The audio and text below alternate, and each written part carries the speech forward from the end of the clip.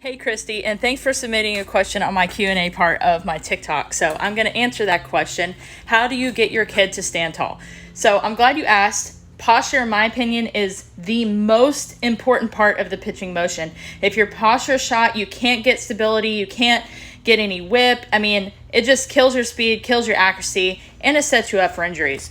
So when we're talking about posture, go ahead and set my phone up.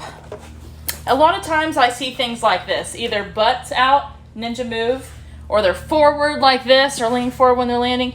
Or the other issue that I see is the bend of a knee, and it's more of a squat. So all of those are not good.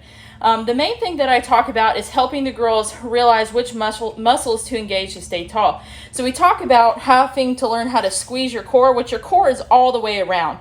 So the best way I describe it is I walk up to them, kind of surprise them, and act like I'm going to punch them in the stomach. I know that sounds crazy, but their first initial reaction is to brace. So that teaches them how to squeeze that muscle.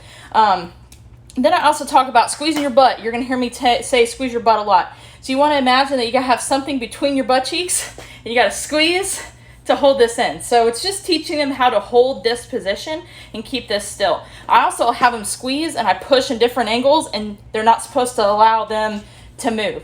Once they understand what muscles to freeze and how to hold that position, then we start doing some of our typical drills like tees, and we talk about, squeeze knee to knee and squeeze your butt, squeeze your core, and stay as still as you can. Try to keep this chest up. Then we go on to harder, Ks. And then eventually we go through walkthroughs where it's slow, but the whole focus is on standing up, squeezing here, squeezing the butt, and just feeling what it's like. Because a lot of times the girls struggle with this because they just don't know how to stay tall. They're not engaging the right muscles.